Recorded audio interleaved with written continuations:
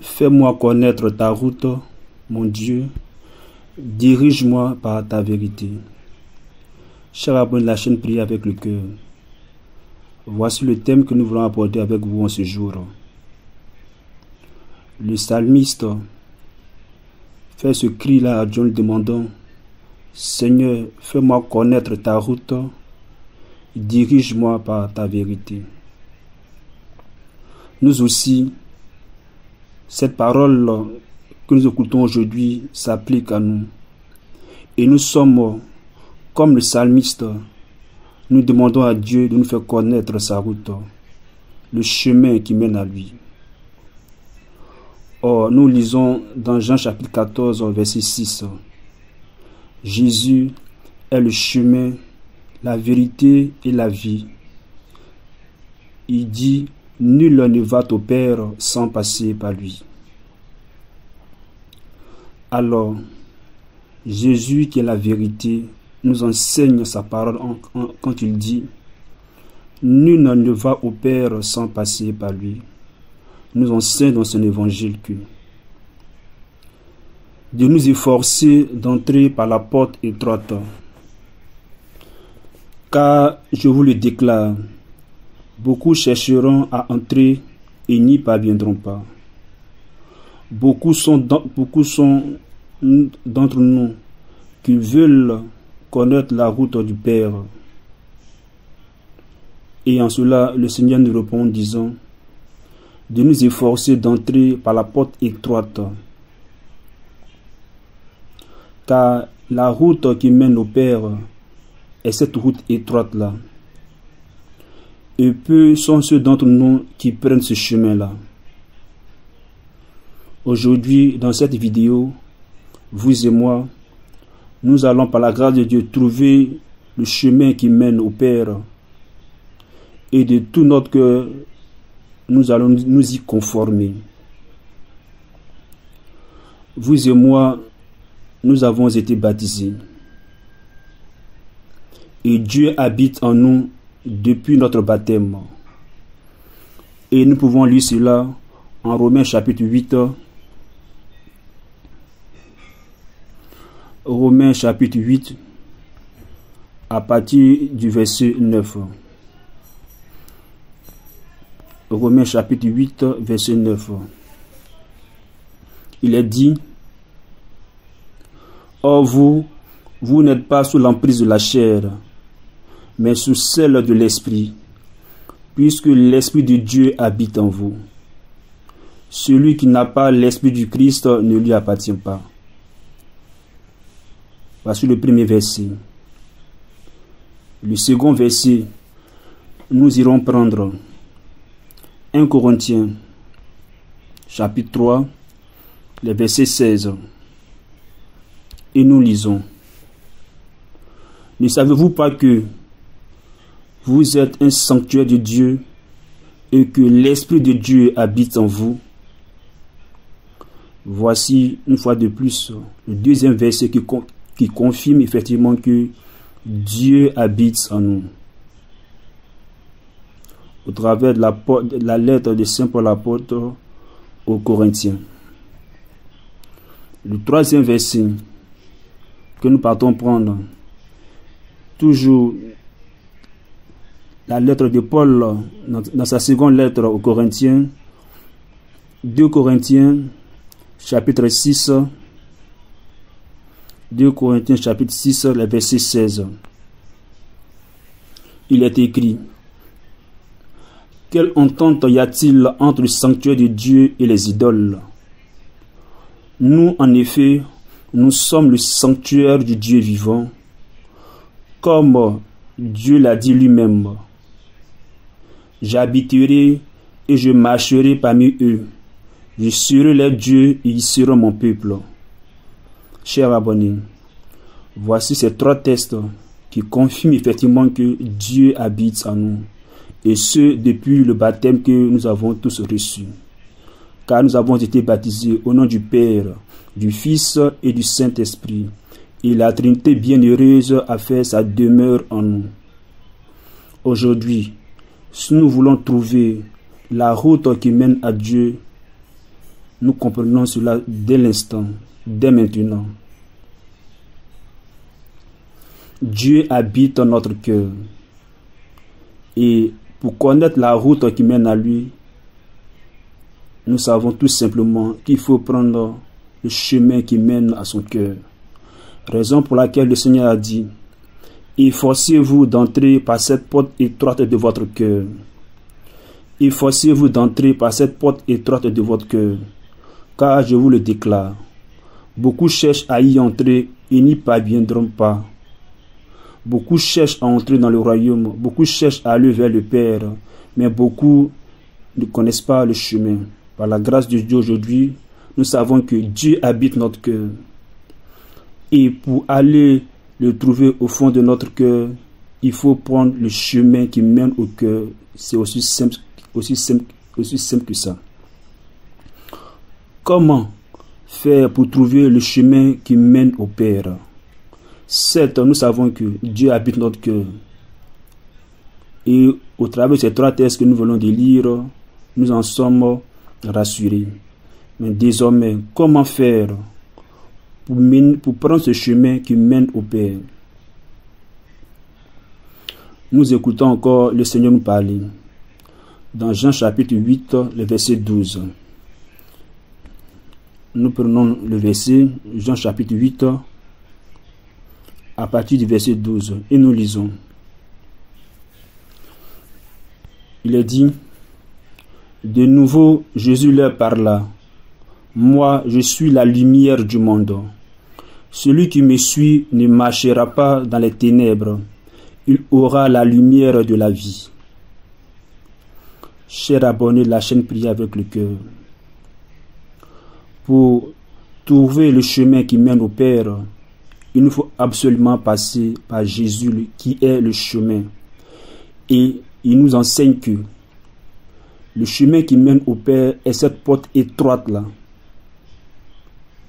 qui est le fond de notre cœur.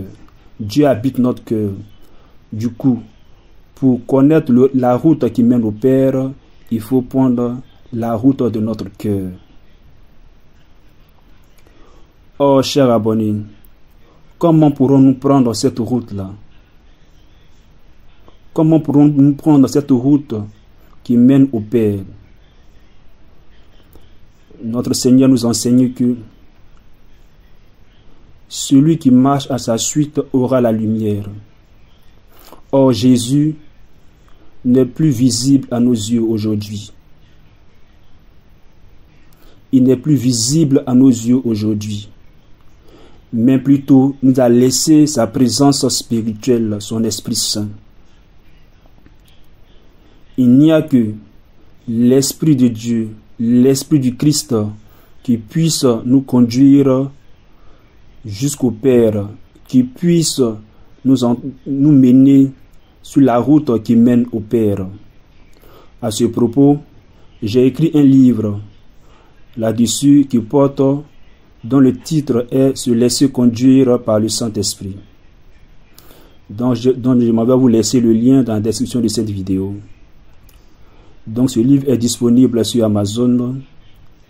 Et pour tous ceux qui voudraient se procurer ce livre directement avec moi, je vous laisse également mes coordonnées. Également dans la description, vous pourrez voir et me contacter. Alors, nous disons que si c'est par l'Esprit de Dieu que nous pouvons marcher à la suite du Christ, donc sur le chemin qui mène au Père, il est très important et il est très capital que l'Esprit de Dieu que nous avons reçu depuis notre baptême soit celui-là même qui nous conduise. Raison pour laquelle Jésus l'appelle, lui, l'Esprit de vérité. Et nous pouvons lire cela dans Jean chapitre 16, verset 13. Jean chapitre 16.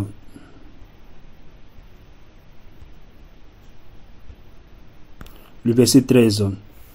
Il dit: quand il viendra, lui, l'Esprit de vérité, il vous conduira dans la vérité tout entière. Chers abonnés de la chaîne Priez avec le cœur. Or, l'Esprit de vérité, il habite en vous, il habite en moi. Donc, il n'y a que lui et lui seul qui puisse nous mettre sur la route qui mène au Père, car il est appelé l'Esprit de vérité. Il n'y a que le Saint-Esprit, dont Jésus appelle l'Esprit de vérité, qui puisse nous conduire sur la route qui mène au Père. Si tel est le cas, nous comprenons que Saint Paul nous avait invité au préalable quand il disait que n'allez pas éteindre le Saint-Esprit qui habite en vous. Comment voudrions-nous marcher avec le Saint-Esprit s'il sommeille en nous, s'il est éteint en nous? Comment connaîtrons-nous la lumière qui conduit au Père si en nous nous avons éteint le Saint-Esprit? Si le Saint-Esprit sommeille en nous, comment celui-ci pourra-t-il nous conduire? À ce propos, je vous ai écrit un livre, Comment faire pour se laisser conduire par le Saint-Esprit, dont le lien est dans la description de cette vidéo. Chers abonnés, il est clair que pour marcher sur la route qui mène au Père, il nous faut absolument lui, l'Esprit de vérité, et c'est lui qui va nous conduire vers la vérité tout entière. Raison pour laquelle nous pouvons lire dans la lettre aux Romains, il est dit, aux Romains chapitre 8, verset 14. Nous prenons rapidement le verset, Romains chapitre 8,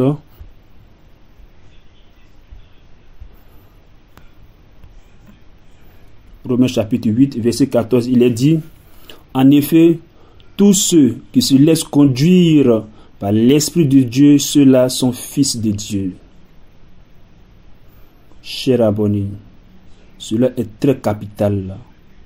Nul ne peut aller vers le Père s'il n'est conduit par son esprit. Nul ne peut aller vers Dieu s'il n'est conduit par l'Esprit de Dieu, l'Esprit de vérité qui nous conduit sur la vérité. Or, il se trouve que l'Esprit sommeille en nous. L'Esprit est éteint en nous. Mais comment allons-nous faire pour qu'il soit éveillé en nous? C'est cela que Saint Paul, à 2 reprises, pourra écrire à son fils Timothée en ces termes. 1 Timothée chapitre 14. 1 Timothée chapitre 4, verset 14, autant pour moi. 1 Timothée chapitre 4, verset 14. Saint Paul nous dit: ne néglige pas le don de la grâce en toi qui t'a été donné au moyen d'une parole prophétique, quand le collège des anciens a imposé les mains sur toi.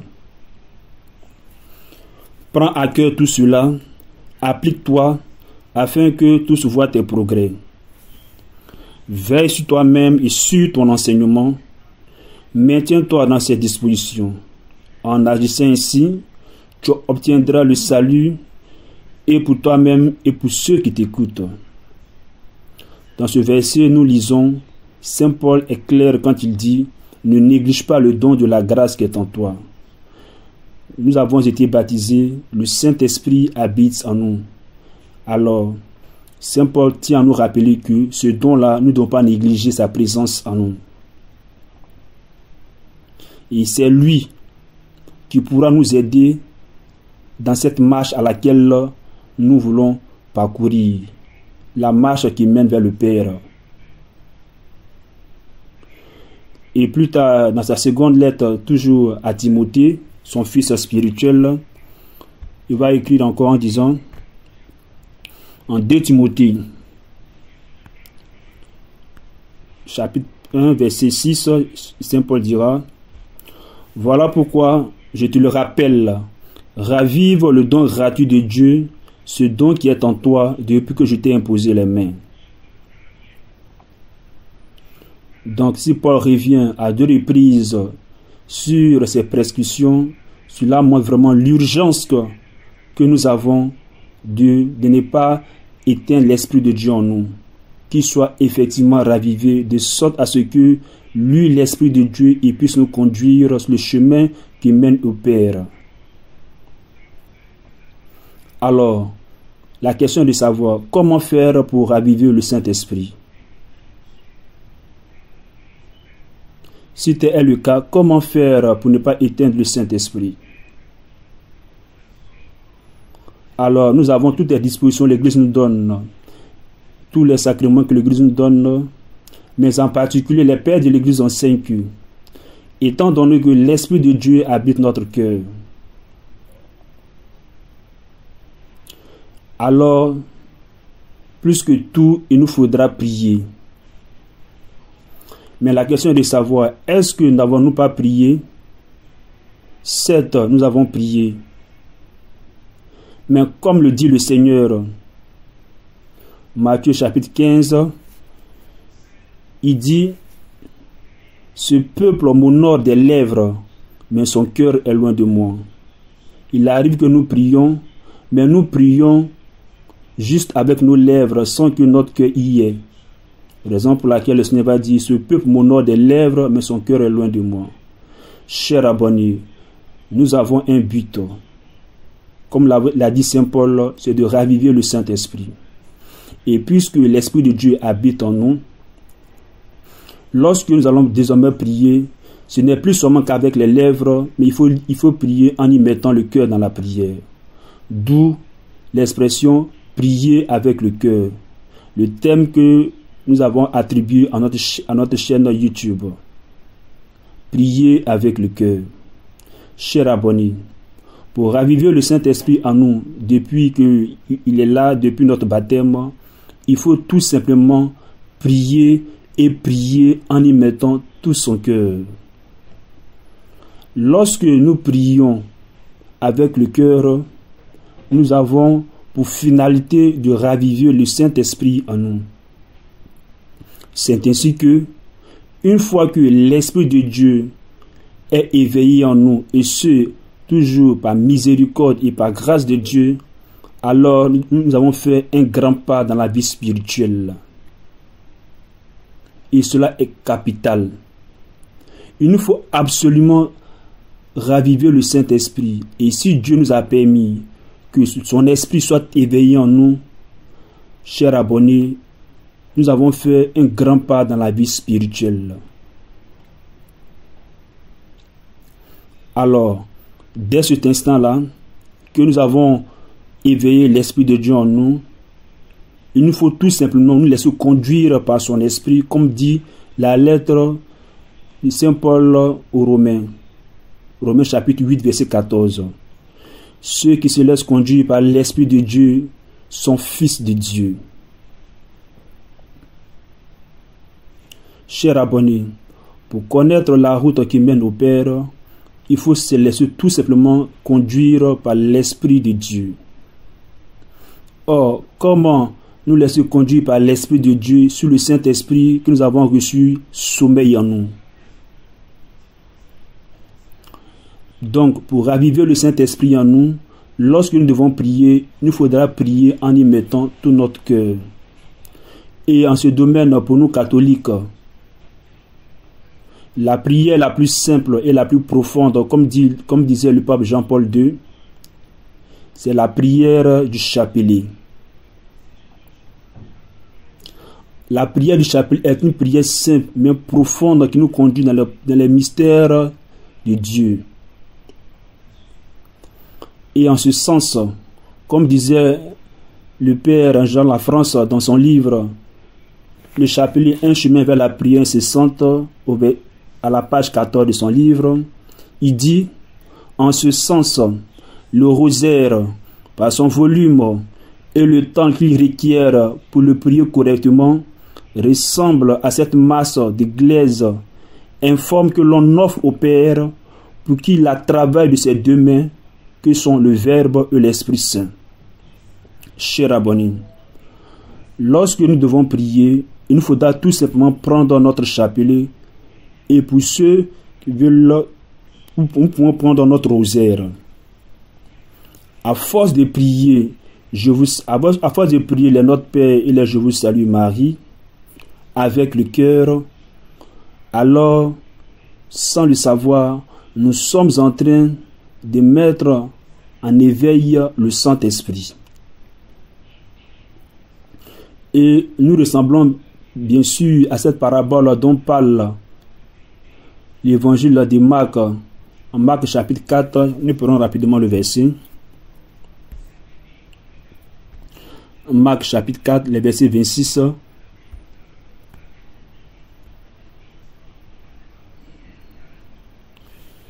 Verset 26 à 29, et nous lisons le verset. Il disait: il en est du règne de Dieu comme d'un homme qui jette en terre la semence. Nuit et jour, qu'il dorme ou qu'il se lève, la semence germe et grandit, il ne sait comment. D'elle-même, la terre produit d'abord l'herbe, puis l'épi, enfin du blé plein l'épi. Et dès que le blé est mûr, il y met la faucille, puisque le temps de la moisson est arrivé. Chers abonnés, lorsque nous prions notre rosaire ou encore notre chapelet avec le cœur, nous ressemblons à cet homme qui jette en terre la semence.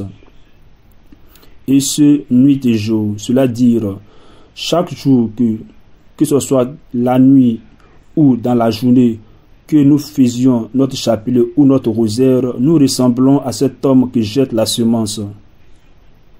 Soit que nous dormons, soit que nous sommes éveillés, la semence de l'esprit qui a été enfouie au fond de nous, l'esprit lui-même commencera par germer et grandir. Et cela, nous ne savons comment. Alors, du coup, nous comprenons vraiment l'importance que nous avons de prier notre rosaire et de le prier avec le cœur. Quel est le but final là? Comme nous l'avons dit, c'est de raviver le Saint-Esprit en nous. Raison pour laquelle aujourd'hui nous pouvons comprendre dans les messages de la Vierge qui ont lieu à Medjugorje. La Vierge demande aux voyants et s'adresse à maintenant au monde entier. Elle demande de prier le rosaire et de le prier avec le cœur. Alors, chers abonnés de la chaîne Prier avec le cœur, pour que vraiment nous comprenions ce peu de message-là, nous nous en prions vraiment de bien vouloir nous écouter, de sorte à ce que, si nous voulons répondre à cet appel qui est de trouver le chemin qui mène à Dieu, il nous faut absolument prendre tout ce que nous avons dit là à cœur.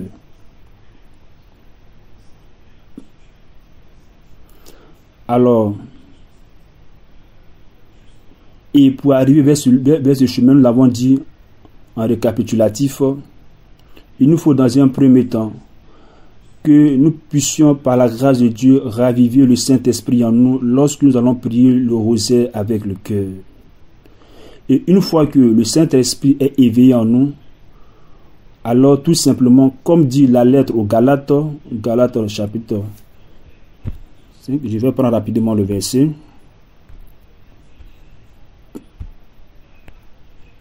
Il est dit: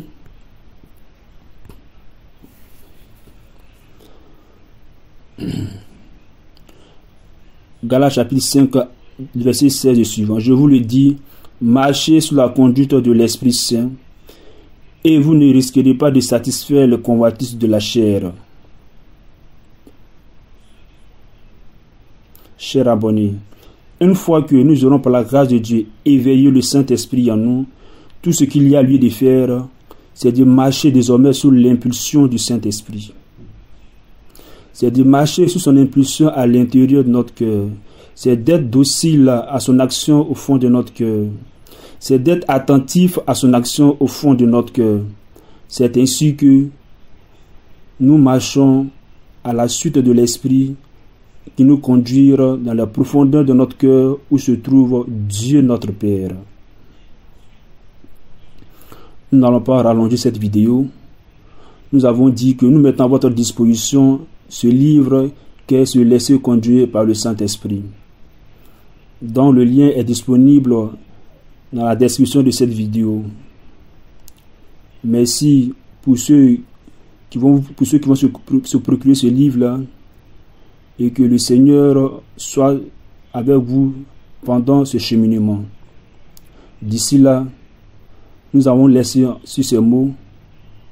Portez-vous bien. Merci de bien vouloir partager cette vidéo, de sorte à ce que nous puissions atteindre toute la communauté francophone catholique. Et à la prochaine pour un autre enseignement. D'ici là, portez-vous bien et que le Seigneur vous bénisse.